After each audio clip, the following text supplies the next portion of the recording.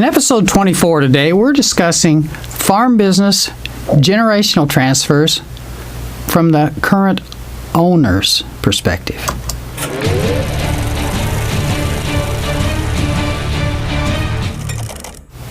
Hi, I'm Norman A. Hood, financial advisor and host of the Exit Plan Show.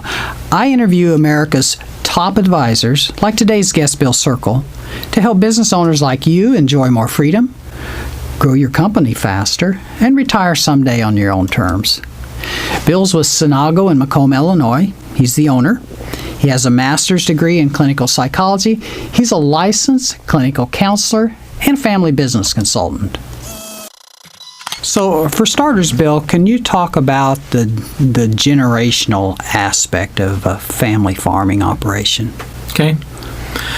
Just in the last few days, a friend of mine had shared that her father is getting out. This is his last year to farm, and it's the end of 200 years for their family farm. Wow. More so than a lot of businesses, farming, it takes a family to get it started. Most farmers today did not just go out here and buy 1,000 acres and set up shop and start farming. Their family helped them get started, and they may have grown the business, but they did have a beginning with the family. Mm-hmm. There is a centennial farm recognition, and that's for those farms that have been in the family for 100 years. And with the development of agriculture, the family farm started when land was distributed. Mm-hmm. So that goes back, to the 1700s in some places, 1800s around here. Mm-hmm. And so that was the beginning of a current operation. So that's been passed from one generation to another, to another, to another. And sometimes people feel an obligation to carry that on, and that can be a lot of pressure. Mm-hmm. Okay.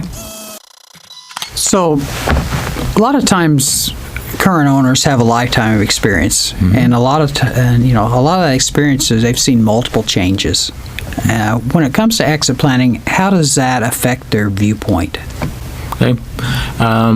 Think about a person that's, say, 65 years old. Mm-hmm. So 60 years ago, what farming was like, there were probably a few people still using horses. Mm-hmm. Had steam engines, the old iron-wheeled tractors. Corn was some places still put up on the shocks, a lot of times picked on the ear. Mm-hmm. And within that one person's lifetime, we now have equipment that almost drives itself. Mm-hmm. Farming size has gone from 160, 200, 300 acres to 1,000, 2,000, or 3,000 acres. It's become very big business. Mm-hmm. The market fluctuations. Back then they were fairly stable. What took a week or two to change then may change in an hour today. The sheer investments of it, the financial requirements. Most farm operations are multi-million-dollar operations now. Mm-hmm. By the land and the equipment and the expense of producing a crop. Profit margins are very narrow. In order to compensate for that now, they have to increase. That's part of the increase in the acreage. Mm-hmm. So just within that one generation, there's so many changes in the farming operation. And so if someone has successfully navigated that, mm-hmm. They've had to be a very intelligent person. They've had to be a visionary. They've had to be able to anticipate what's coming. They've had to take risks. Mm-hmm. And they've grown this operation. Mm-hmm. And now as they're nearing the end, this is what they've done their whole life. They've grown this, and it's time to turn this over to someone else. Mm-hmm. and step back. And that can be a very difficult thing to do. Mm-hmm. Okay. Yeah, we work with a lot of pretty successful farmers, and they are very astute business people, or they wouldn't mm-hmm. still be farming. Mm-hmm. I remember in the late 80s, I had a lot of farm clients that aren't with us anymore because of changes in the economy, but they've become more conservative, they have less debt, they're better at managing debt, and they're better at managing cash flow. Mm-hmm. So, yeah. And one of the struggles that people have is they treat the financial end of it as a business. Most farmers have made that transition. But the family aspect, the relational aspect, is still treated a lot like the old family farm. And they don't treat it so business-like. So those roles get confused.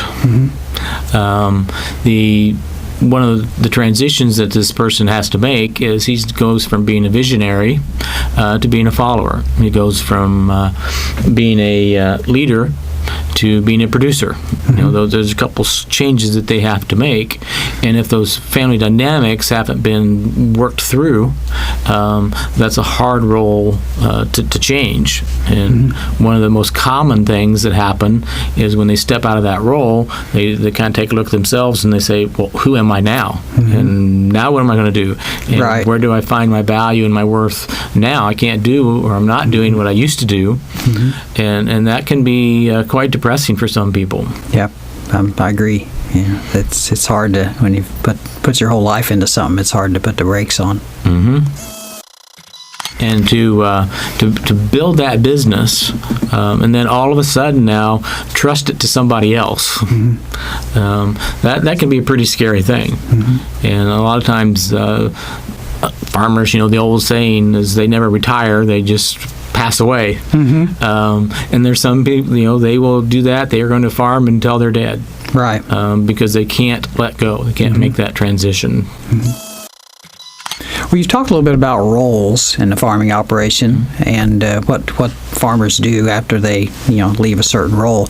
Now we probably should do a little switch and talk about the difference between roles and tasks, because a role is a leader of the operation, and certain tasks come with that. Well, then that role changes. How does that affect the task and distribution of tasks to the others involved in the farming operation? Okay.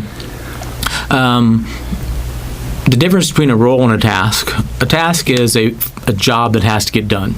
It might be animal husbandry. You might have one person that they're responsible for the livestock. Someone else may be in agronomy, so they're responsible for the crops, and they're going to make sure those jobs get done.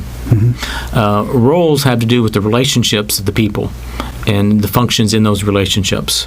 The leader, it's usually the patriarch, not always. They're responsible for motivating and encouraging and providing that vision for the other people. They're responsible for understanding how those different components fit together and being able to synthesize everything into a smooth operation. It does take followers.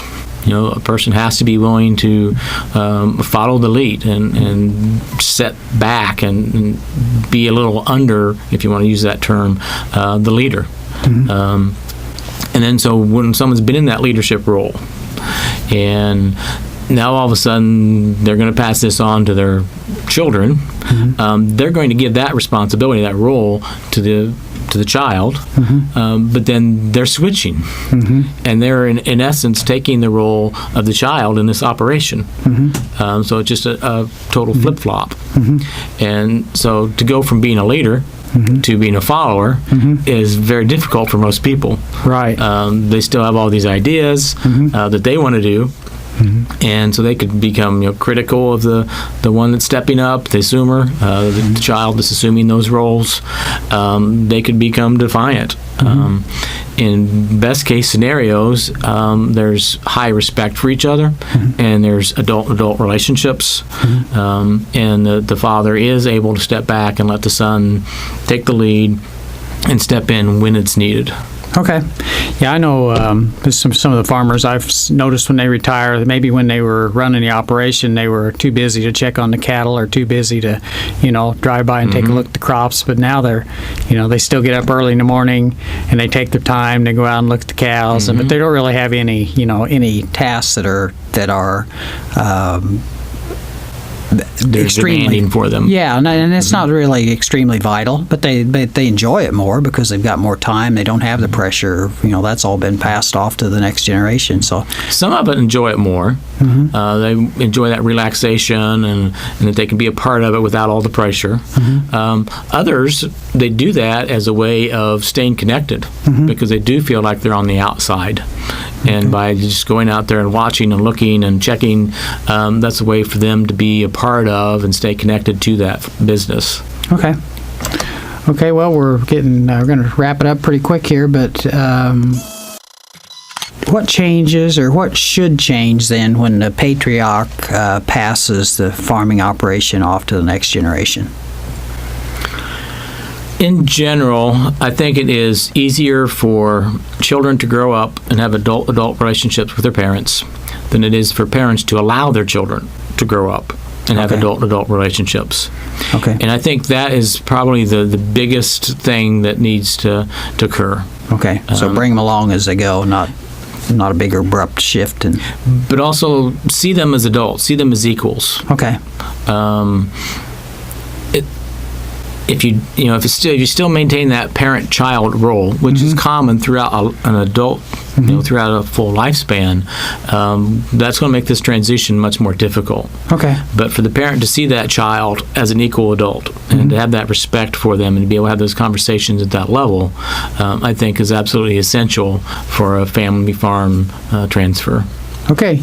Got that, everybody? We're going to leave you with that. So thanks for joining us. If you want more information about Bill's services, you can check the show notes out and find his contact information there. When you're finished, go to our website. Give us a comment if you have a question, or make sure you come back next time. Thanks.